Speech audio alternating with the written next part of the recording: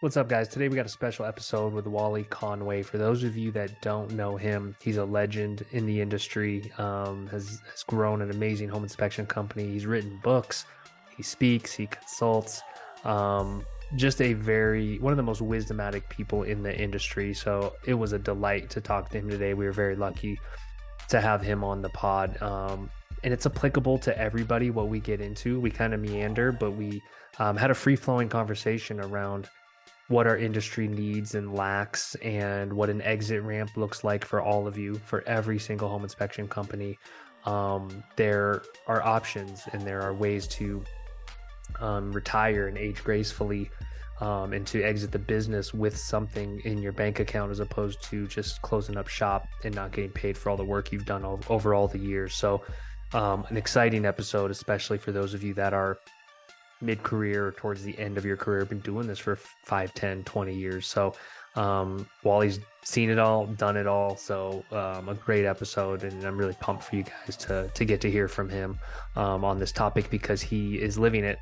He's been through it, and he's currently in the thick of having sold his business and still being a part of it as it kind of hits its next phase and he leaves his legacy.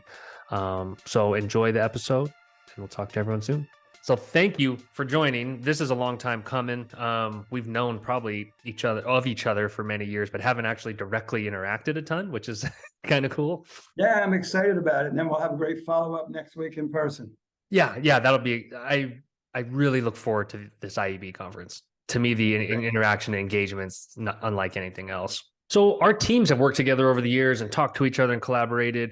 But like I said, us not so much. So Mark, I'm thankful for Mark to connect us and say, you know what, Wally's got a lot to talk about. He's done a lot and been through a lot. So for those that don't know who you are, let's just quickly introduce him to you and give them kind of your backstory. Okay. So I started life in Camden, New Jersey. My dad was a banker. My mom was a mom, because that's what moms did in 1955.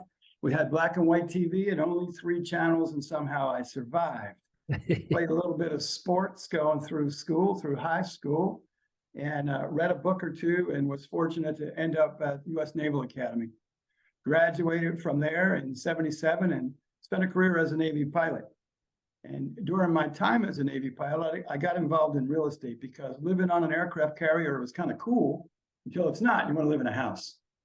And I noticed houses were expensive and whatnot. Long story short, Kev, I ended up as an owner builder. So I built a few houses, and I ended up as a landlord, held some mortgages. And I played in real estate, residential real estate, for more than a decade while I was on active duty. And then when I retired in 1994, it came to my awareness, I never was on a real job, never had a real job, never wrote a resume. I knew nothing about nothing, but I knew this tiny bit about residential real estate. I thought, oh, maybe there's a place for me there. But I realized that I was terminally unemployable. No one in their right mind would hire me. I had nothing to offer in a traditional sense. So I thought, I got to start a company. So I thought about being a builder, a remodeler, a flipper, a mortgage guy, a real estate, and all those other things. And in 1994, home inspections were still very, very new. Right. If you had a flashlight, a clipboard, and a business card, you could be one in about an hour. And so I decided to do that. And it's played out well over time. That's an amazing, concise summary to get us to here. And your humility is always appreciated. You're kind of a legend in the industry. You've written books, you've mentored people, grown companies, sold them. So we can get into some more details as we go. But yeah, so you started there, created an amazing company. Have since gone through a partial exit, we'll call it. Well, I've gone through multiple exits the way it's played out, but you cannot use the R word, okay? If you say retired, we're going to terminate and we'll try to reconvene another time. You can call me repurposed, reinvigorated, reassigned, even retreaded. Yeah. Never retired. That's what you do right before you drop dead. That's right. I believe in that philosophy as a whole of like keeping the brain engaged, and you have so much knowledge to share too, because I think like I've seen you speak at multiple conferences, and you've pretty much seen it all, done it all in this industry. So that's why I'm pumped to kind of hear what's on your mind and what you've been through in the last year, frankly, because I think that's kind of a hot button topic nowadays. So we can jump right Yeah. into it for inspectors. Well, thanks for asking about that. And I've been giving a lot of thought to our conversation, Kevin. And two amazingly significant things happened in 1976. 1976. One in your industry, we'll call that the tech/software industry. Mhm. In my industry, we'll call that the home inspection industry. What were those two watershed events in 1976 in each of those industries?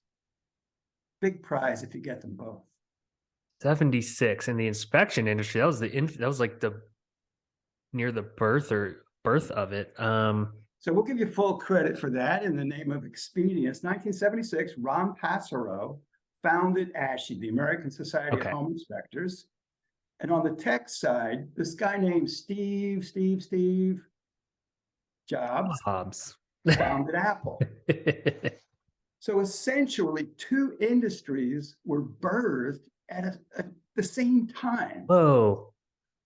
Now, let's take a look at what's evolved over those years. In your world, in the tech world, software world, mergers, acquisitions, IPOs, constant iterations and evolutions is the expectation. What's the name of that guy that has the law about the doubling of computing power? It's not Ohm's law, but it's one of those guys. Yes. But when you look at the speed of evolution and how far we've come since the basic Mac in the tech side and the software side, it's mind-boggling. When we look at the evolution of business in that software side, Hewlett Packard, Apple, Microsoft, they started in garages. Like rock bands and tech companies all started in garages in the 70s. Now let's roll over to the home inspection. What evolution, what creativity on the business side. There's a tiny bit on the tech side, thank you very much, but not much has changed. And as business models, we probably 90% of our industry, the home inspection side industry, is anchored in, but I liked it the old way. If something changes, I could die. This is true. This is true. A fixed mindset of a fear of change, I think, as an industry. Yeah. What do you make of that? Like, are we still in the first or second inning compared to the rest of the business and tech universe as an industry? Well, if we can, let's make tech the absolute champions of the expedience of change. Mm-hmm. And let's make home inspection, right near the Flintstones when it comes to change. We just don't do that. So, but I really think we're in the emergence of a totally new world. When I started in '94, there might have been 10 $1 million home inspection companies in the whole country. Mm-hmm. Maybe 10. You had to go to Canada to get to 12 with Alan Carson and his guys, right? Well, there's $10 million+ companies in every city of any size now when you get looking at it. Yeah. And we see the birth of $5 million, $10 million companies. And to your asking, what's new in my world and how did I move and evolve? I've actually sold, you might say, twice in the last 6 months. Did you ever think that would happen? No. And I've become a zealot for change, of getting people to say, the world's changed. It doesn't mean that anyone should do what I do or some of the people I'm collaborating are doing, but it's opening up to new worlds. Never before did we see home inspection companies who are in multiple cities and multiple states, and all these things are going on, and a consistency in business models and performance and reporting and whatnot. It's really evolutionary. You asked specifically about what's changed in my world. So as you're likely aware, Rob Lemoyne and I have been pretty good buddies for quite a while. He's 20 some years younger than me, and here I am at the tender age of 67.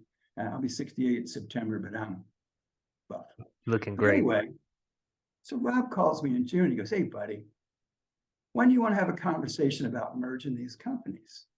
And I said, "Hey, buddy, we don't need to have a conversation about merging these companies. And I could hear the in his voice. I said, all we need to do is let's just pick a date and execute. He went, yeah, how about October? This was last June. So you were ready for that. Like you had thought about this prior to that conversation? Well, I thought about a lot of things. I thought about employee stock option programs, ESOPs. I thought about just putting a team in place to run the whole thing and see what happens. I thought about a lot of things. And I thought about someone buying it. But truthfully, there's never before now really been people who had the resource economically to do it, who had the skill set and leadership teams in place to execute. What would happen historically is some guy'd want to sell, some guy'd want to buy, and the buyer said to the seller, I don't have any money, will you finance it? And they said, well, okay. So they have this long-term note. Now you got a new guy running a company that doesn't know what he's doing, and they both end up in the poorhouse. Very, very few of those historically have gone very well. So anyway, I said, yeah, October sounds good. And it's kind of interesting. Within 10 days, we sorted out all of the details of how it would go. And he said, well, gosh, we got the details sorted out.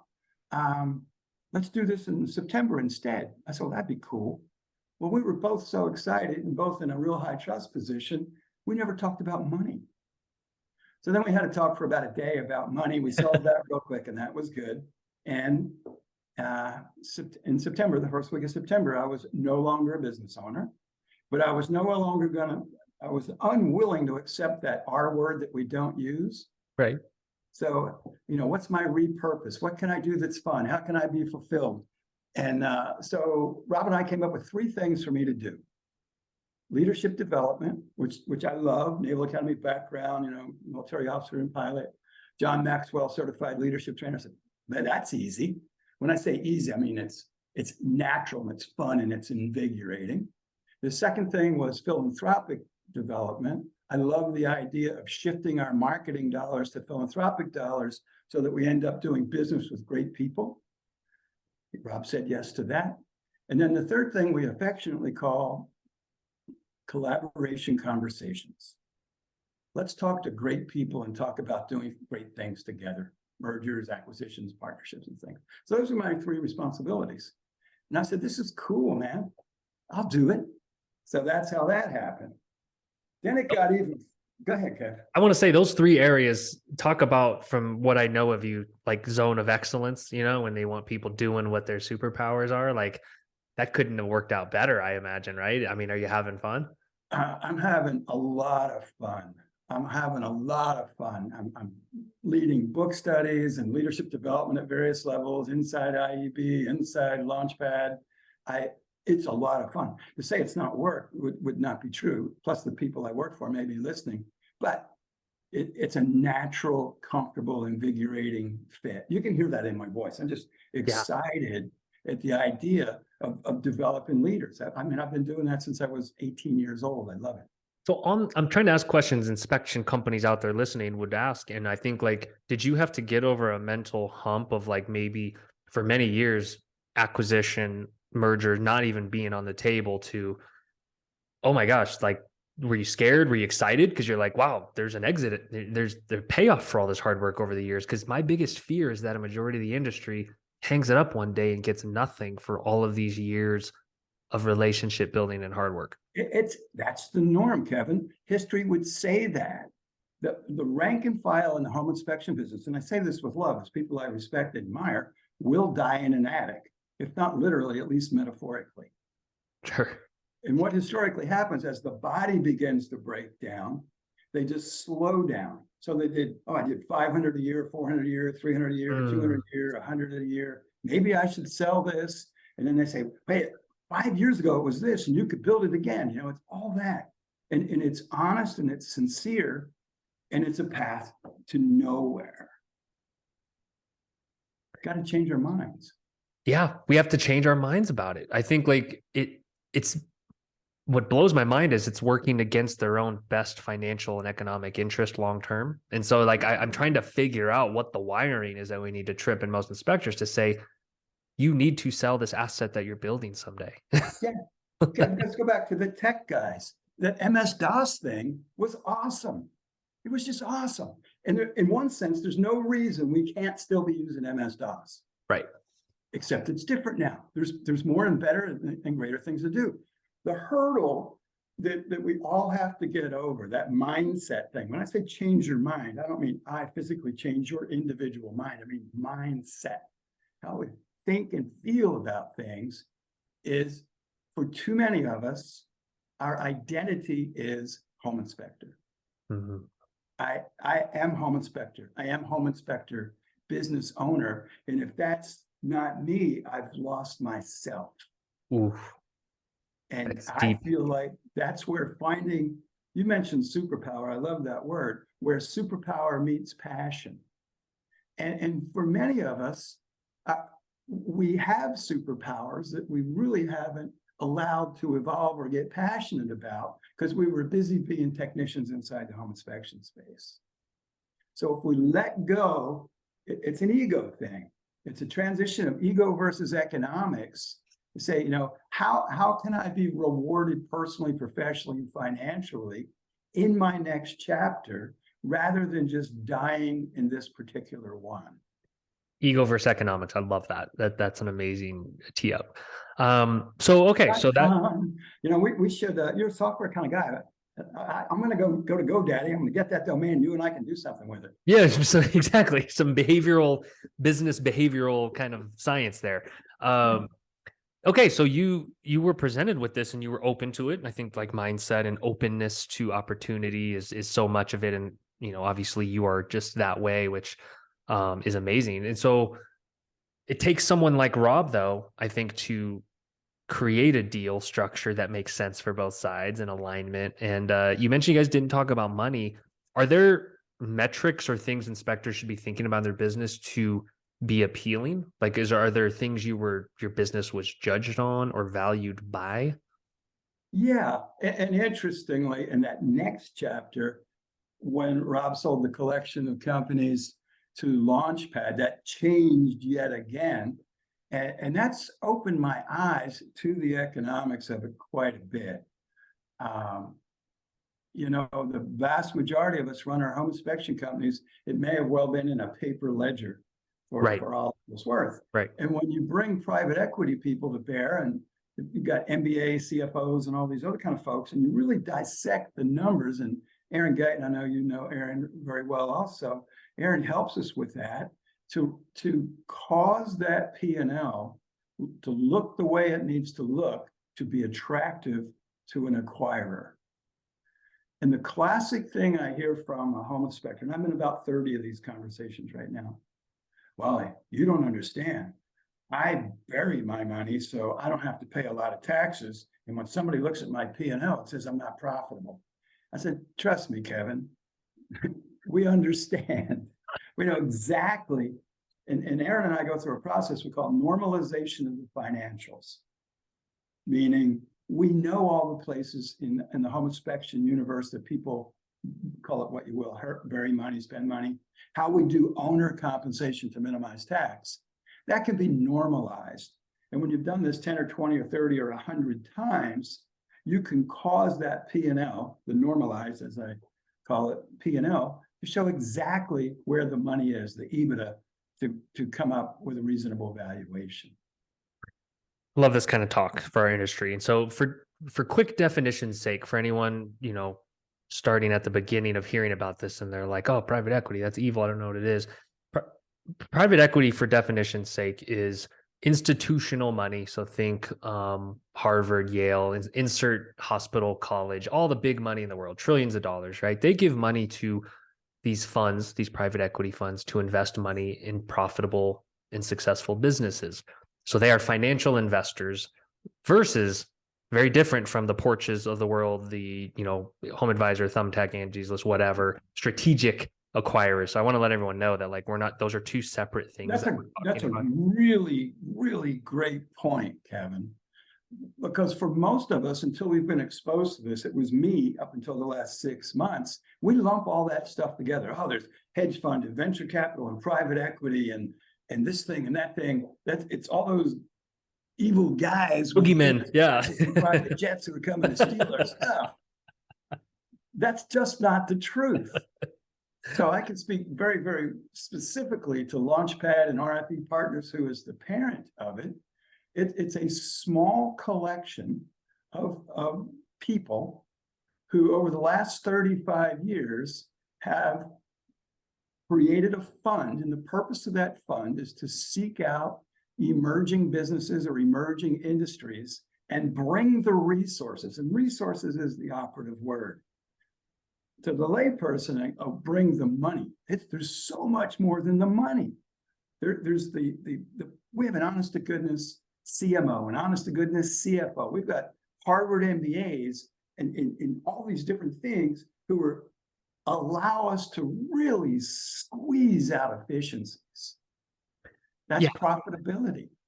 So the purpose of private equity is to bring those resources to bear, to grow through acquisition and organic, that group of companies for what's called a recapitalization event.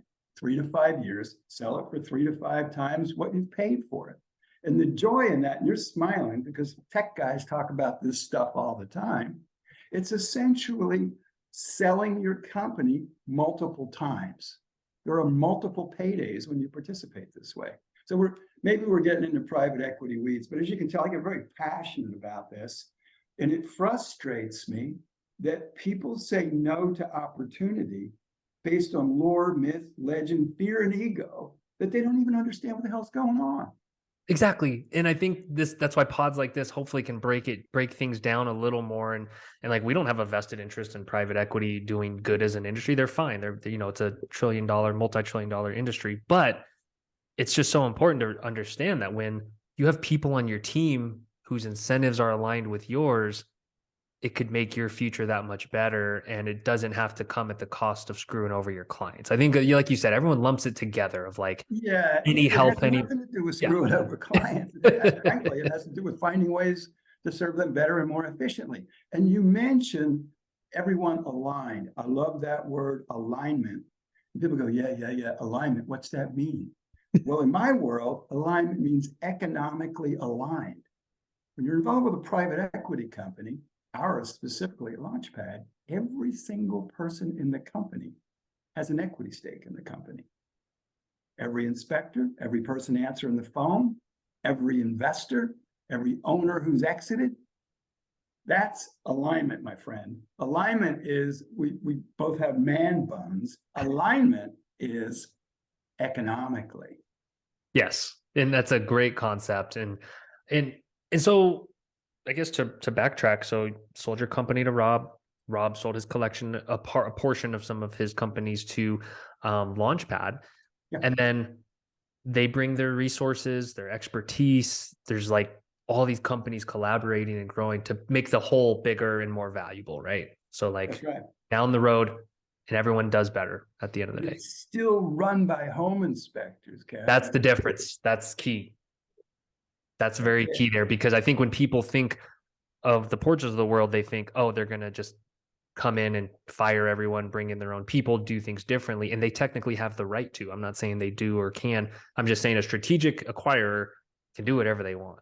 Financial investors are like, you're the expert. Here's the thing. When a strategic acquirer, your term, not mine, comes in and they purchase a company, they purchase it because they want it. They want the people in it. They want the relationships in it. They want all of those things. And here's another thing that happens, and I know you know this because I know you've got lots of buddies in the tech space outside of the home inspection industry. Super talent suddenly has super opportunity. If you're in a 3-person company, a 5-person company, a 10-person company doing, $1 million, $2 million, that's great. That's fantastic. And if you work hard, there's even security there. That's different than opportunity. When all of a sudden you're in a company with like several hundred people doing $30 or $40 million a year, is on a trajectory to do $100 million a year, the kinds of opportunities that are available are mind-boggling. I listen to owners tell me all the time, but it's about my people. Oh, really? Tell me about your healthcare. But it's about my people. Well, tell me about your matching and your 401k. It's about my people. I said it. Tell me about your PTO for inspectors. Mm. You can love them or you can care to them. You bring up, this is amazing. I love this point because I think as business owners, I'm guilty of this. Mike's guilty of this. We're all guilty of this. We think we know what our people think and want and do, but like the difference is they do think differently. A lot of them are employees. They value different things than we do as business owners. And you bring up benefits, you bring up 401k. These are things that are hard to have at a 3 to 5 person company. Yeah. And guys will explain to me why. I said, wow, you don't understand why I don't have healthcare. I said, well, point of fact, I understand what you're going to tell me, but I don't understand why you don't have it.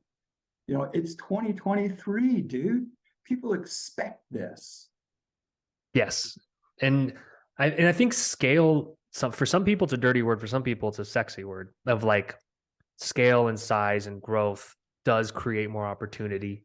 And in by sheer economics drives down cost, say, of benefits, benefits you can give to your people. And so it's an interesting discussion. And I think inspection companies maybe didn't think this was accessible to them. Well, it wasn't.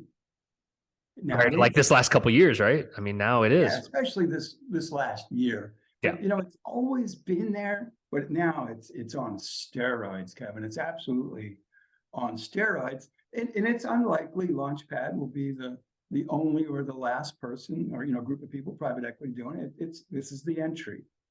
But something I know, and I know something, and I've only known it recently. You've known this for a long time as a tech guy. When you get on the elevator to go to the top of a build, it's really good to get in on the first floor. Well said. Well said. Openness to opportunity. So what are some other things you've learned throughout this last year? Like I lots of changes and transitions. Like what else jumps out when you're thinking like what about my story in this last year would be interesting to the masses? So I've learned, where I've learned the most is in deep, transparent conversations with business owners who are contemplating an exit. Mm-hmm. Some of them young, some of them old, some of them, doing under $500,000, some of them doing multiples of millions. So it's very diverse. A common theme is they have not given thought to personal finance and economics. Okay. Elaborate. So in the perfect world, as a person is building out their business, your business, my business, anybody's business, there's a stream that comes off of that business where we're investing in our future. 401k, IRA, real estate. Gary Keller says, the purpose of business is to fund the perfect life. Ooh. If we're not pulling at some small stream of income, regardless, when I say income that we're investing into the future, to become financially independent, such that two things are optional. One, physical work is optional. And number two, selling the business is icing on the cake. That's not something that happens overnight. But if we're successful together, you and I, getting people to think about those things doesn't mean they should sell their business this year. It means they should be thinking long term, even when it's painful, so that they have options over time. And I've spoken to far too many people my age and a few older and a whole bunch younger who, if something catastrophic happened to them physically, they're going to lose everything. Oh,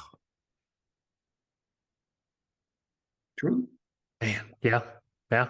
It makes sense. I see the stats and numbers broadly of people, retirement savings amounts, checking saving, average savings. Yeah. How many times have you seen this, Kevin? And I'm willing to bet customers of yours have an accident. And suddenly there's a GoFundMe so that guy can pay his mortgage. Yeah. No need to name names, but we know them. And that's tragic.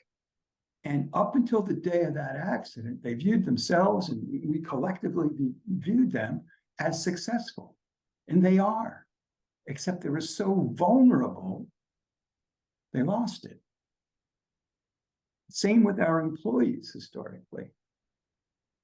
It was my best guy, he fell off a roof, and this is why we didn't have healthcare, and this is why we didn't have Aflac, and this is why that. Well, that guy's, at risk of losing everything.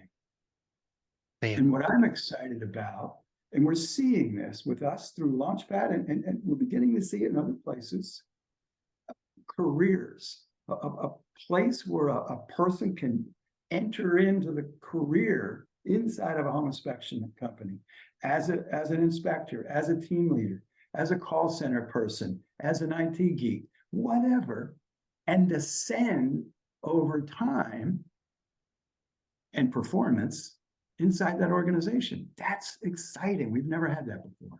Yeah, it's professionalizing the industry and giving it some structure. I feel So that way. when you mentioned the personal finance angle, are you saying like some inspectors will either over or under invest in the business and not pull enough out for themselves, like on the personal side, or Yes. And the vast majority, and the reason I know so much about this is I've made all of these mistakes. The guy has been bankrupt at 50 some years old because I didn't do these things. That's why I've been so vigilant and so grateful for the platform that I've been given through Rob and through Launchpad and through you and through IEB to share. And I'm sharing failures more than I'm sharing successes. I want a guy to be able to say, man, I goofed up just like he did, and he recovered. That's valuable. very valuable, very powerful. So from your conversations, I'm fascinated. You get to hear people's stories, how their businesses are set up, how they're thinking about acquisition someday. What are some common pitfalls the average, $500,000 company makes? And it can be financial, it can be operational. Like what are some things where you're like, man, they really got that kind of backwards? Um, I would say fear of investing in the business balanced against investing in things that don't have a return. Can you say more I'd about that? also say a real common theme is not pouring into their people. There's a mindset, Kev, that says, gosh, if I pour, and it's especially this way with pouring into their inspectors. If I really pour into these people, they'll leave me. There's a fear that if our employees grow faster than we grow, or employees grow faster than we grow the company, they're going to leave. And they should. What's the alternative? Is to grow collectively with your people. Grow yourself, grow them, grow the organization, grow the opportunities. Beautiful. And I think a lot of inspectors maybe need to find time to pour into themselves. I know IEB is big on like, hey, what are you feeding yourself? What's your information diet? Because hard to pour into others if you feel like you're running on fumes doing everything, right? That's what I love so much about IEB and what you and Mike have done there is IEB is different than anything else that's ever existed. 15 or 20 years ago, people started talking about, well, let's go back all the way around Passero. That's almost 50 years ago now. First, it was technical. And once you get to a certain technical level, it's done. Yeah. Yes, there's more to know, but there's no economic reward for knowing that little tiny bit more. Then it was tactical, right? It could be cookie jars or whatever. Yeah, bring candy jar, candy bowls and yeah. Then it was technical. Thank you very much, you and others. But what was always lacking until IEB was mindset. Yeah. Who do I need to become to do what I dream to do? That's where IEB is different. It's realizing if for almost all of us, let's go with all of us, we are the lid. I am the lid on my company. And if I can't raise me faster then I'm able to raise the people around me, they should rightfully leave. It's a hard thing to admit, right? And say like, hey, if they're feeling capped out and there's not opportunity, they probably should They got to leave. go. But the funny thing, Kevin, the vast majority of home inspectors started their home inspection company for exactly those reasons in wherever they came from in another environment. That's a great point. I don't want to work for the man. They're holding me down. My immediate superior is a knucklehead. The owner of the company is a knucklehead. I'm better than that, and I'm leaving. Yet when that happens in their company, nobody sees it. Yeah, don't be that knucklehead. Yeah, don't be that knucklehead. Man, see if we can get that domain too. Don't be a Don't knucklehead. be a knucklehead.com. You and I are going to make a lot of money together. We are. We are. So do you believe that even say $1 million inspection companies should be thinking on both ends of it, of acquiring smaller companies and their exit path someday? So like if we're speaking to say the multi-inspector companies out there, what should they be thinking about in terms of acquiring and being acquired? So I've done a presentation here, there, everywhere. You may have been in on one of them, I don't know, called co-opetition. Mhm. Moving from competitor to collaborator. And, you know, very few of us in the home inspection space or any space accomplish much alone. An example here in Jacksonville, we meet with 4 other IEB owners who are involved in IEB. We meet once a month on my boat and just talk. And the idea is to have a collective voice on those things we wish were different in the real estate space. Mm. And you know, everybody keeps what they believe is their secret sauce secret. I'm not sure there's really any secret sauce, to be candid, but excuse me. No, the secret sauce just came up. Secret sauce, yeah, that's secret sauce. But the idea is to go from a raw competitive position to a collaborative position. And what I predict is going to happen, and it's really fueled by Launchpad and this private equity and getting these conversations going, is there's going to be micro acquisitions. I'm actually involved in it, attempting to coordinate several of those. I can't speak in specific about that, but you know, people under 500,000 in big markets where they have no impact individually in the market, but 4 or 5 of them suddenly get to $2 or $3 million. 2 things happen. They are way stronger and more profitable and more viable together. Also, they are immensely attractive for acquisition. Yes, yes. So, and sorry, I'm giving my perspective on this. I obviously love hearing your perspective, but I like bouncing stuff off you. We brainstorm well together. In a city, when you think of that kind of footprint and the resources combining what you can offer agents, the types of events, the things you can, the front you can present together, it's like a snowball I see rolling downhill that just grows and accelerates versus all 4 of you chiseling away at each other in a city, and kind of it feels fragmented, you know, things aren't centralized. It is fragmented. It's terrible. It makes me laugh. And how many home inspectors, and you've sat in on so many of these conversations too, Kevin, you know, where they're attempting to get an agent's business. Well, just put me on your list. Make me one of your 3. What if 3 companies were the 3? Right. You know, but that's collaborative.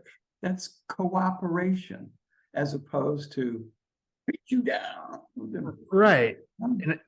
And like this, I'm trying to dig in real time on the psychology of that. I think like people should have a rational belief and confidence in themselves to dominate and wipe out the competition. Sure, that's what everyone's thought. That's what everyone wants to do, or maybe the ones that are growth minded, right? So they don't do this because they're like, no, I'm just going to grow and take their market share. The reality is, you have to give respect, I think, to other great companies and say like, man, they're thinking about kicking my ass just like I'm thinking about kicking theirs. And like if you combined forces, how much greater could your powers be? All right, Kevin, here's something you know better than I. You and I both know, but you know it better than I. Now I'm going to share it. And then you can delete it if you want to. I have heard, and I bet you have heard, a home inspector say, I dominate my market.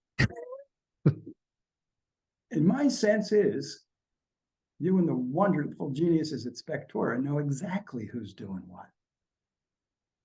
And you go, dominate, I better check that out. Oh, 1.1% market share. You are dominant. Yeah.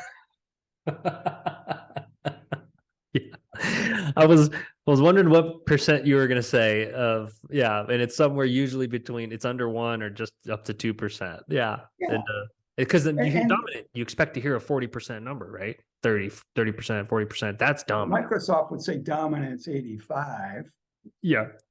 right? Yeah. But dominant? Come on, man. That's not dominant. You're irrelevant. Right. And as soon as you accept the fact that you're irrelevant, you begin to open your mind to the idea of collaborating with someone else so that you can go from irrelevant to at least visible. Yeah. You know, these are all the mental games I've had to play with myself to get myself where this makes reasonable sense. Yes. I'm jumping all around here, so my apologies. I get that way when I get excited. Oh, good. I didn't mean to excite you. Yeah. Are there things that like pay structures and things that inspectors do to make their businesses like less valuable, like how they pay inspectors? Like, should that be a standardized thing that we should be talking in the industry? Well, I can tell you this for 100% certainty, and you'll see it next week. You and I will be together at IEB. Mhm. Stand up to the bar and throw it. I call it throwing turds on the bar. And the turd to throw on the bar is, how do you pay inspectors? And watch them fight for the next couple of hours. And IEP's even good, bright, smart guys, right? Is it hourly? Is it commission? Is it whatever? Well, guess what, dog breath? None of that matters. Here's what matters. What is the total cost to deliver the service? And I look at lots of P&Ls, and the vast majority of companies are spending too much money paying employees, specifically inspectors. That total cost of service needs to be under 40%, ideally under 35%. If you do a good job with your ancillary services and a good job on your pricing and your marketing, it may be under 30% if you're just a superstar. Mhm. But you know how it is. That's a gem right there, and that's exactly, I think, the point is that just because someone on a forum or your mentor tells you to pay someone this way or this much, doesn't mean it's right. I think like we have to constantly be challenging assumptions around Don't supply get and me demand. started on forums, please. Yeah. Go to not IEB, but the majority of forums, 90% of what's on there is either negative or blatantly incorrect. Lore, myth, legend, nonsense, and a dose of venom. Don't need it. Very small thing, very small, naive. You want to get smart quick? Come to IEP.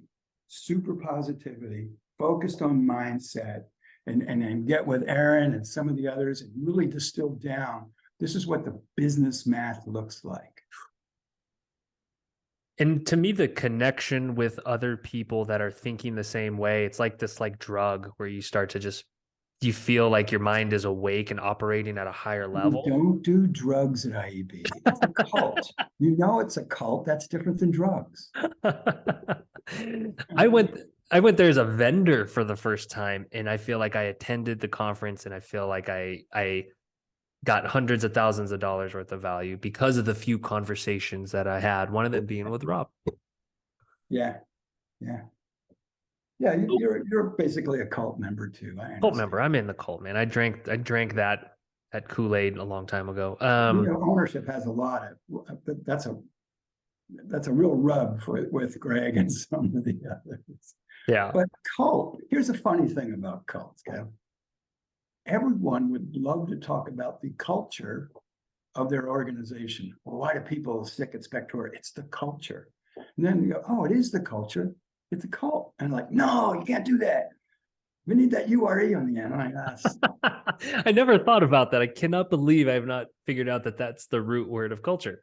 You just look at fan. Are you a fan? Yeah. Or are you a fanatic? No, I'm not a fanatic. I'm just a fan. That's funny. What's the word of the other? That's great. That's so great.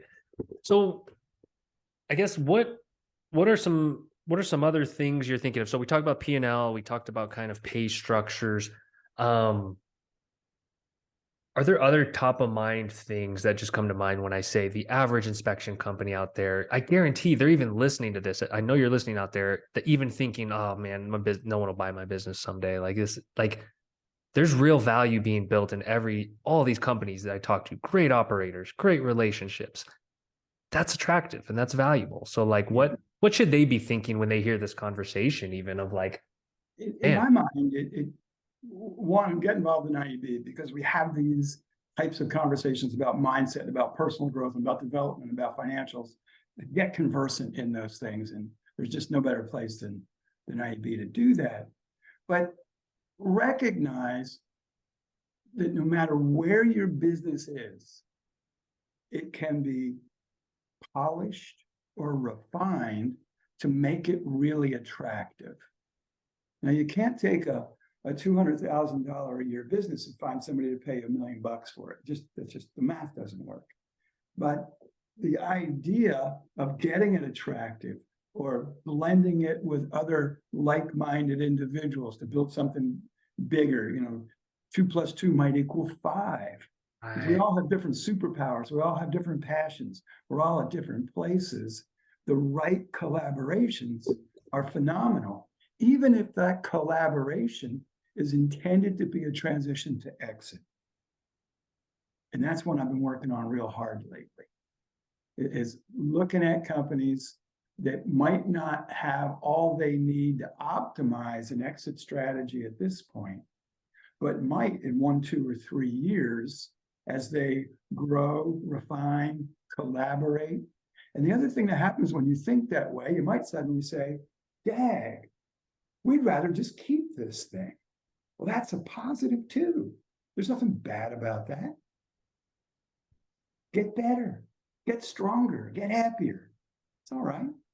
I love that. In this model, I want to let everyone know that like at least the private equity or roll up model sometimes can result in some liquidity, some money up front to the seller of the business, or if they're selling a chunk. So like inspectors just know it's not like you become part of an org and you just become an employee and get nothing. Sometimes you can get some money up front, but then you let it ride. You let some of it ride for the 3 to 5 years, right? And then that's the big payday that people should be thinking. And that's a great place to add a little bit, Kev, is, excuse me, specific to private equity, there are 3 ways you're paid. One is cash up front. Man, that's sexy.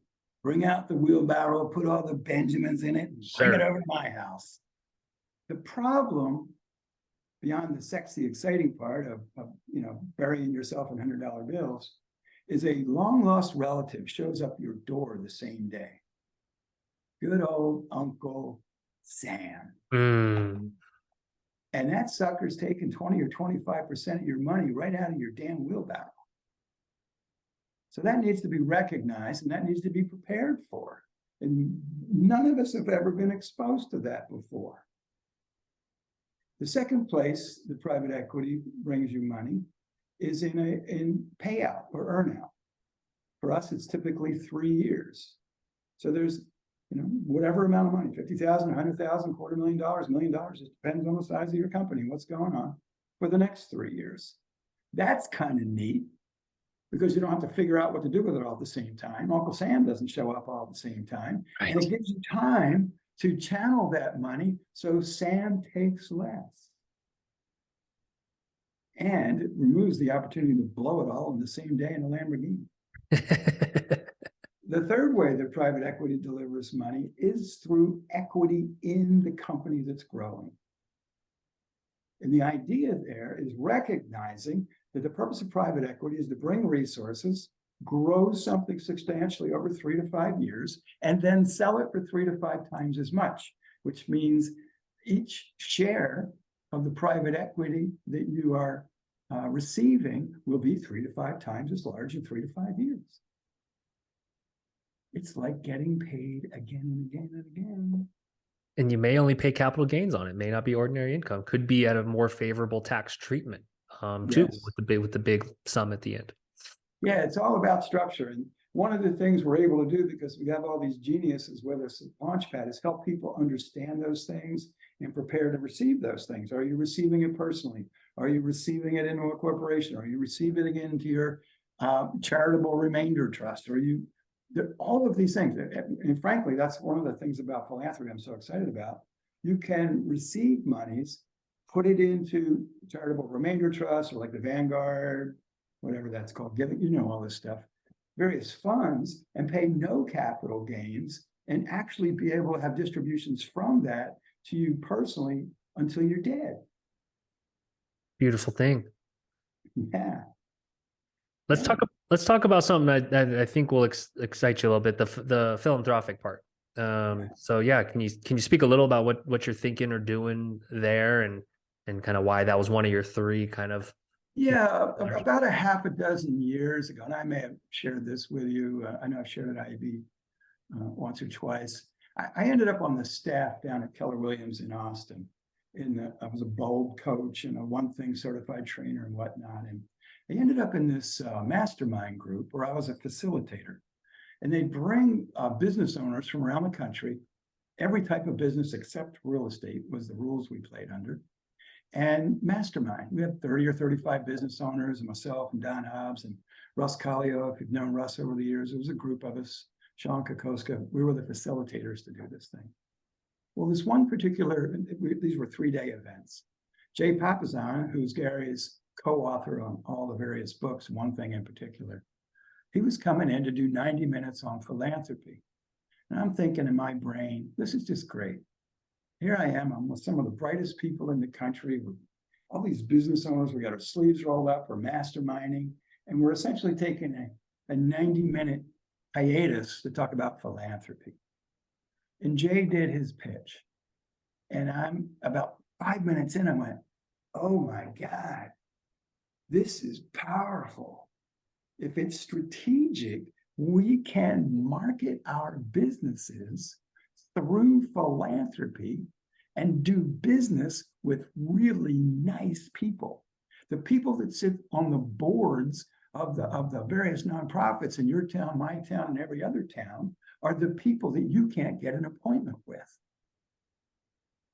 It's the movers, the shakers, the business owners. It's all the people we want to gain relationship with, who wouldn't give us the time of day except we're doing good together. So we made that a core part of our business. I've been sharing that through IEB, shared that with Rob, and said, let's do that. I'll tell you a funny piece of the story. I called my contact, Don Hobbs, so it was, you know, Don. Say, Don, will you send me the slides that Jay used in that presentation? That was just all inspiring. I'd like to use that in my business. And he said, nope, can't do it. Those are only used by Jay and Gary. But what I can do is get you on Jay's calendar for a conversation. I said, okay. So I called Jay, and he said, tell me what you're thinking. And I told him who I was and what I wanted to do. I said, I want to use philanthropy strategically to educate real estate agents how they can attract buyers and sellers of the best properties and the nicest people to grow their businesses through strategic philanthropy. He says, that's what you want to do? I said, that's what I want to do. He says, all right, I'm going to send you the slides, and you can use these slides under 2 conditions. I said, what are they? And he says, nobody has these slides except Gary and I. I said, okay, what are the conditions? I promise. And he said, credit the material every time you use them, exactly how and where you got it. I said, I promise I will. And I always have. And he said, don't modify the materials. They work perfect as they are. Okay. And I've delivered that material hundreds of places. I've done it at IEB. I've done it in real estate companies. I've done it in nonprofits for their boards, and on and on and on. I've met more great people, and it's been a tiebreaker for a lot of business opportunities and friendship opportunities for me. Oh man, that's amazing. So it's a charitable remainder trust as a vehicle, or are there multiple vehicles for multiple vehicles? Yeah, So it's when I did it at IEB 2 years ago now, it's on the IEB site. If you don't have access, let me know. And I know people You know, Yeah. you talk to Mark, I talk to Mark, or we'll sit next to you and do it. Hey, I got to tell you a fun thing about that is Pat Flynn, who is our keynote at IEB this year, is a buddy of mine here in Jacksonville. He's agreed to come down and keynote, but Pat runs a big organization in real estate, and he got 300 real estate investors together, influential people doing, not real estate investor like flipping one, but like people that got portfolios of 100, 200, 300 houses and mortgage holders and private equity money and all this stuff. And he let me do that presentation for those real estate investors. And then Pat got involved. He's like, yeah, I can do this. And he's helped me raise hundreds of thousands of dollars. I've helped him on things. We get guys together. We did a thing on my boat. Pat may describe this when we're down at IEB, but his partner, his business partner, Kyle Paskowitz, sold a good sized portfolio to a private equity company. And every real estate, and these are young guys, they're like you, they're all, 35, 37 years old. I guess you're there. I don't know. I can't tell. Anyway, so I have been working on this fundraiser for Best Buddies, and they sold this portfolio, and every real estate investor in the region wanted to hear the story. So I said, dude, let's do a fundraiser. We'll do bourbon and cigars on my boat and charge guys $1,000 a head to come hear you and Kyle tell the story for the first time. And we raised, I don't know, $10,000 or $12,000 in one night with a bunch of knuckleheads who were all buddies smoking cigars and drinking bourbon. That's strategic philanthropy. That's amazing. That's such a good story, and an illustration of you can do good and make it fun and make it beneficial. It doesn't have to. Most people believe it has to be one or the other, right? You just give money away. Make sure next week that I introduce you to Pat. We do a little bit of one-on-one. He does a lot of podcasting, and introduce you to a lot of other interesting guys. And I know you have interesting accesses for him. You guys can do cool stuff together. Yeah, awesome. Oh, one more thing Pat does, and we'll see who's studlier. He does once a month. He's very focused on mind, body, spirit, meditation, all that kind of stuff, but he's a stud.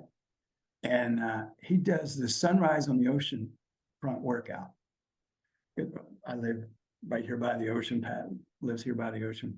Anyway, so I've been doing this morning radio show, and I could never get out on a Saturday morning to do it. Well, I put that on sabbatical. So not last Saturday, but the May event, whatever it was, a couple of weeks ago, I get out there. It's 6:30 in the morning, right? I'm always early. 6:15 in the morning, I'm standing out on the beach. I'm looking out at the ocean. It's about 65 degrees. It's raining sideways and about 20 knots of wind. And I'm alone in the dark. And I thought, oh my God, what have I done? So I go back in the car, warmed up a little bit, waiting for the rest of them to get there. I get out there, it's like 40 people. There's 35 guys, 5 women. Women are all 20 something and fit.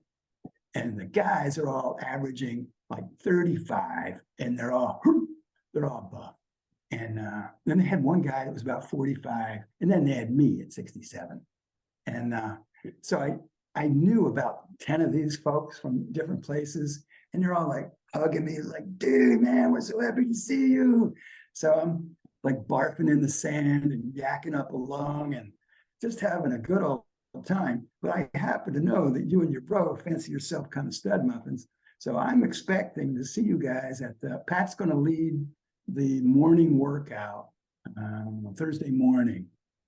And it's my goal. I did a thing on the IEB video for this. We have 300 people at the IEB Unite.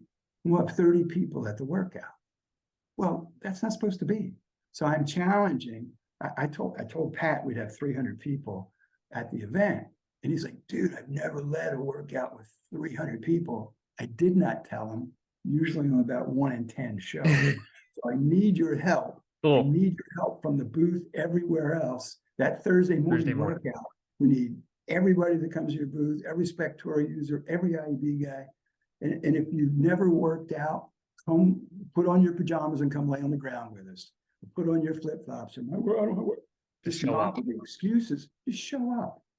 Just show up and be encouraged and be supportive and let people pour into you, because we're all on a different path. Yeah. And we don't want people on the path to rapid demise and destruction. You want to be like 67 and studly and Firing like you. That's awesome.